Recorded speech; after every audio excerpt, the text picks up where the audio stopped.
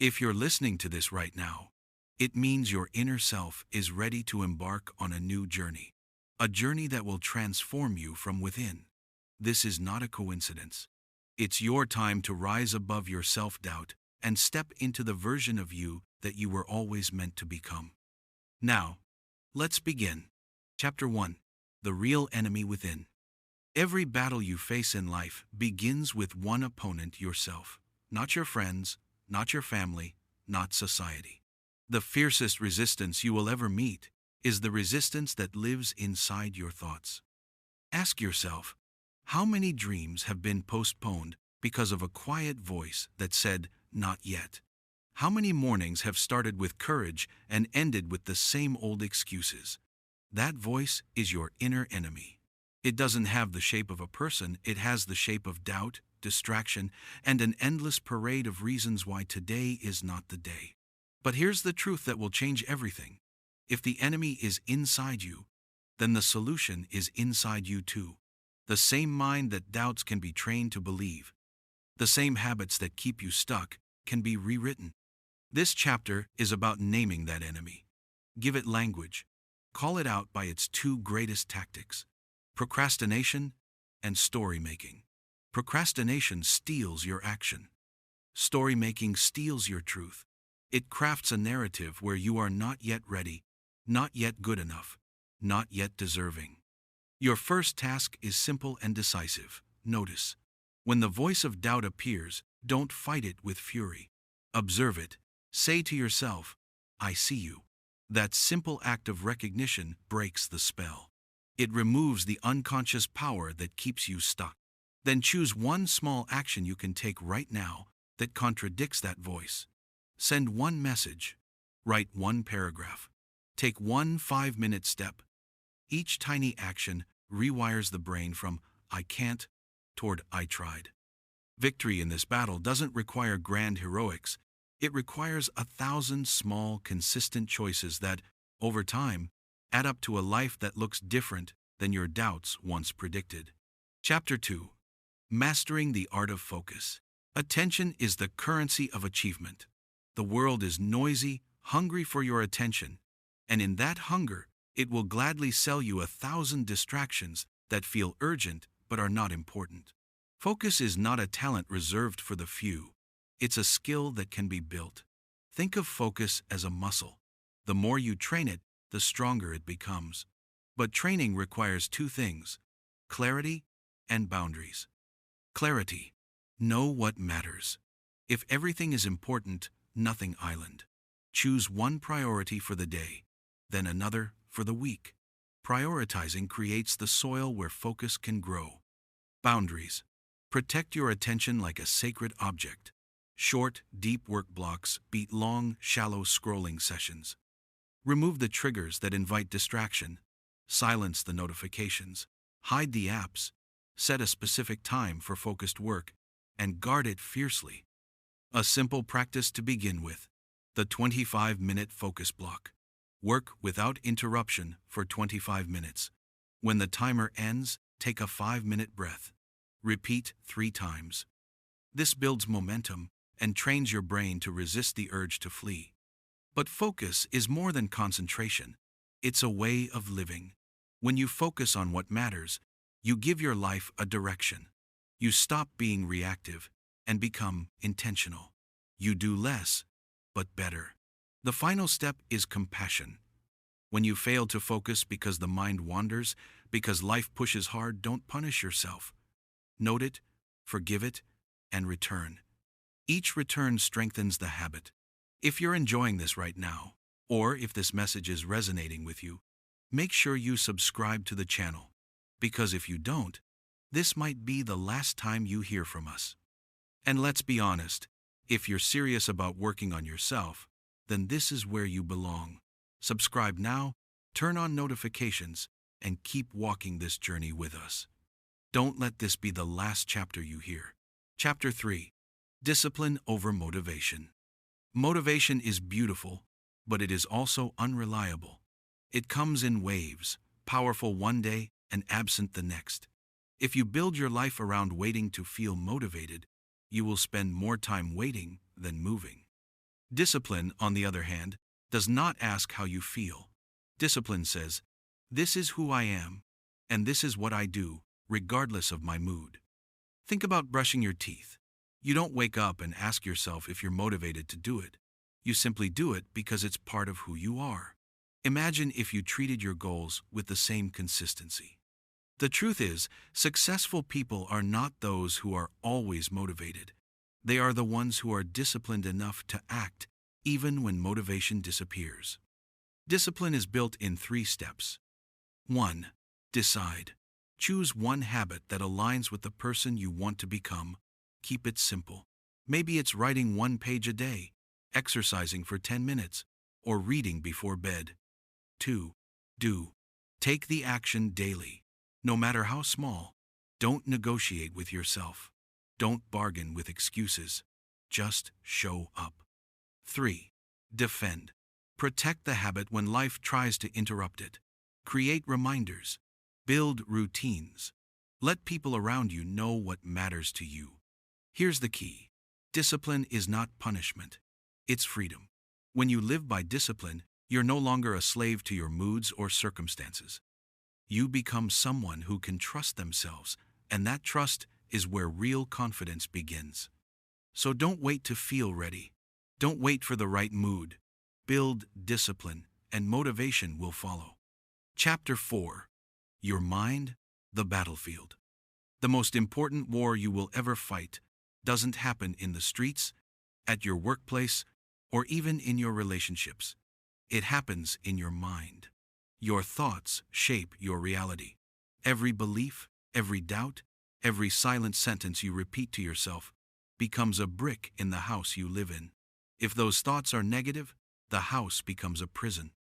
If they are empowering, the house becomes a fortress. Here's the truth. Your mind doesn't always tell you facts, it tells you stories. Stories about what you can or cannot do. Stories about who you are or aren't. And over time, these stories can either lift you or bury you. So, how do you fight on this battlefield? 1. Notice the patterns. Pay attention to the recurring thoughts that drain your energy. Write them down. Seeing them on paper strips them of their invisible power. 2. Challenge the lies. Just because you think something doesn't mean it's true. Replace "I'll never get it right" with "I'm still learning," and progress is proof. Small shifts in language can open doors to massive change. 3. Feed your mind wisely. What you consume becomes the raw material for your thoughts. The books you read, the content you watch, the voices you allow in, they all plant seeds. Choose carefully, because seeds grow. 4. Practice stillness. Silence is a weapon. When you pause, breathe, and let the noise settle, clarity rises to the surface. Stillness is not weakness, it's strength under control. The mind will always be a battlefield. The goal is not to silence every negative thought, but to win more battles than you lose. Each time you shift a limiting thought into an empowering one, you take ground. Remember this: you may not control the first thought that enters your mind, but you always control the second. And often, the second thought decides whether you rise or remain stuck. Chapter 5. The Power of Stillness and Reflection. We live in a world that glorifies speed. Everyone wants to move faster, achieve more, and never stop. But here's the paradox. Sometimes, the fastest way forward is to slow down. Stillness is not laziness. It is the deliberate act of pausing to listen to your heart, your thoughts, and the quiet wisdom that hides beneath the noise. Reflection is how you translate experience into understanding. Without it, you rush from one moment to another, collecting motion but not meaning.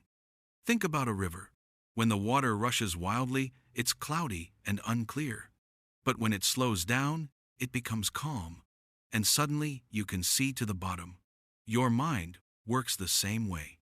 In stillness, things that felt confusing begin to make sense. Here's how to practice it. 1. Daily pause. Take 5 minutes each day to sit in silence.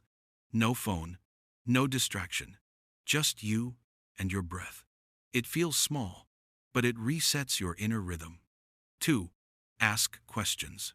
Reflection is more than silence, it's conversation with yourself. At the end of the day, ask, what did I learn? What did I do well? What can I do better tomorrow? These simple questions turn every day into a teacher. 3. Listen inward. Sometimes the answers you seek are not out in the world. They're inside you, waiting to be heard. Reflection creates the space for those answers to rise. Stillness gives you clarity. Reflection gives you direction. Together, they transform, rushing into purpose. Remember, it's not always about doing more. It's about doing what matters, and you only discover what matters when you pause long enough to see it. Chapter 6. Breaking your own limits. Most of the limits that hold you back are not written in stone, they are written in your mind. We often say, I can't, when what we really mean is, I haven't tried long enough, or I'm afraid of failing. Your limits are rarely walls. They're more like doors you've never attempted to push open. The danger of limits is not that they exist, but that you start to believe they are permanent. The moment you accept a limit as unchangeable, you build a cage and hand yourself the key. But here's the truth. Every time you push past something you thought you couldn't do, you create a new version of yourself. The first time you run longer than your body wanted to quit, the first time you speak up when fear told you to stay quiet, the first time you keep going when quitting seemed easier, those are the moments you grow. Breaking your limits doesn't mean never feeling fear. It means moving forward with fear. It means replacing the sentence, I can't, with, what if I try? Here are 3 ways to start. 1. Test the edge. Do something slightly harder than what feels comfortable. Growth doesn't live in ease. It lives just beyond it. 2. Redefine failure. Failure is not the end. It's evidence of effort. It's proof you were brave enough to try. 3. Celebrate progress. Don't wait for massive victories. Every small step beyond your old limits deserves recognition. The truth is, your limits are not there to stop you. They are there to challenge you, to ask if you really want the life you say you do. And when you rise to the challenge, you discover that you are always capable of more than you believed. Your potential is bigger than your comfort zone, and the life you dream of lives just on the other side of what you call your limits. Chapter 7. Mastering the Art of Patience. We live in a world that craves speed, quick results, instant success, overnight transformations. But the truth is, the greatest victories are born out of patience. Growth doesn't happen in a day. It happens in the daily, quiet decisions you make, the consistency you keep, and the faith you hold when nothing seems to be moving. Patience is not about waiting. It's about how you wait. Do you wait with frustration, doubting yourself, doubting the process? Or do you wait with trust, knowing that your persistence will pay off? Think of a seed planted in the soil. You water it, you give it sunlight.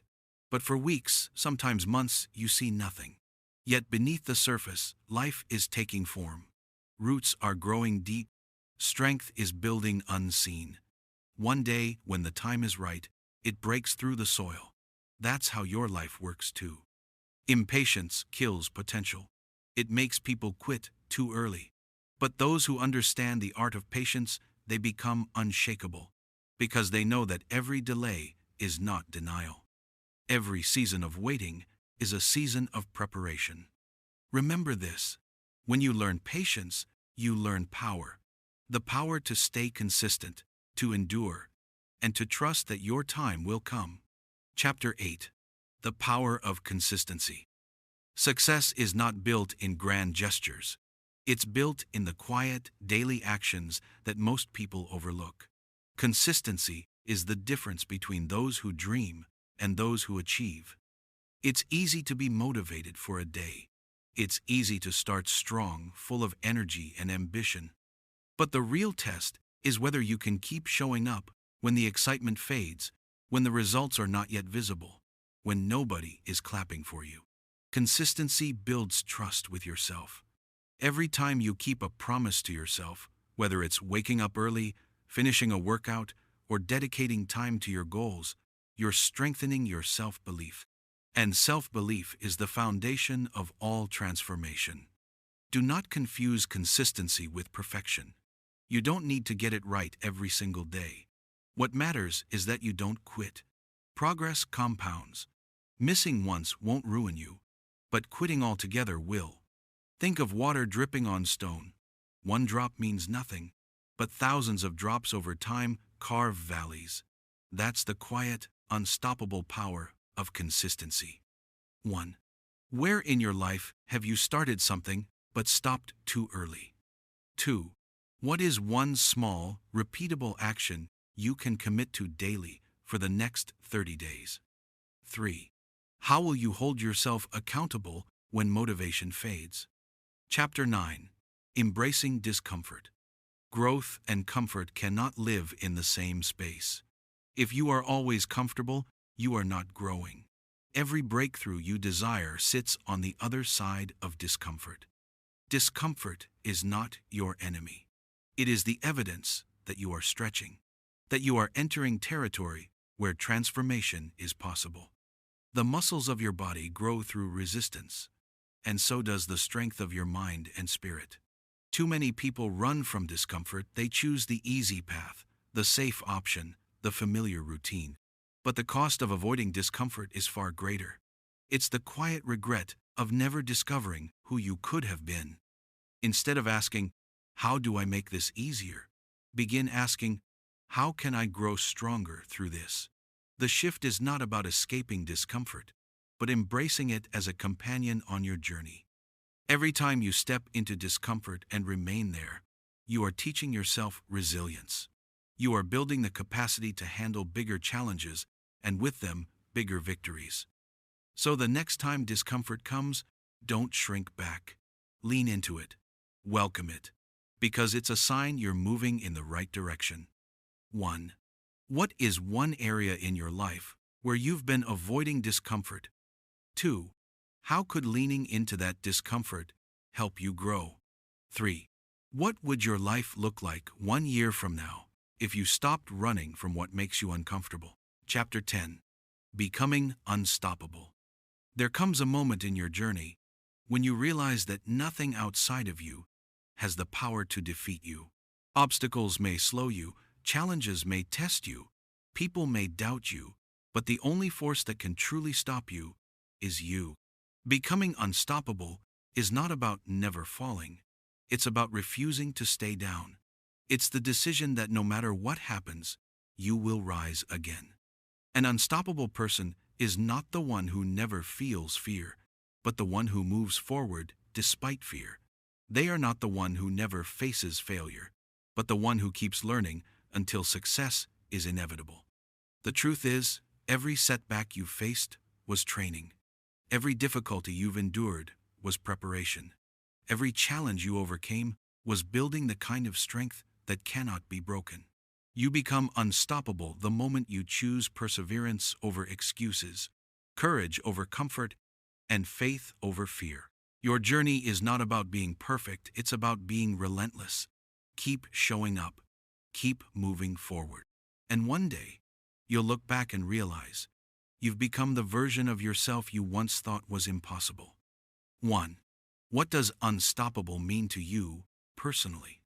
2. Think about a past challenge. How did overcoming it make you stronger? 3. What commitment can you make today that will move you one step closer to your unstoppable self? This is only the beginning. If you've made it this far, it's not by chance. It's because something inside you is ready to grow, ready to rise, ready to win the battle within. Remember this, the greatest fight you will ever face is not against the world, not against your circumstances, but against the part of you that wants to give up. And every time you choose discipline over doubt, courage over fear, and growth over comfort, you win. But this journey doesn't end here. It begins here. What you've listened to is just the spark.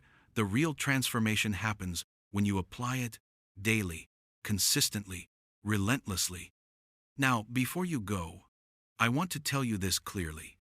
If you don't subscribe, this might be the last time you hear from us. Don't let that happen. If this message has spoken to you, if even one chapter has touched your heart, then join this community of people who are ready to transform themselves. Hit that subscribe button, turn on notifications, and make sure you never miss what's coming next.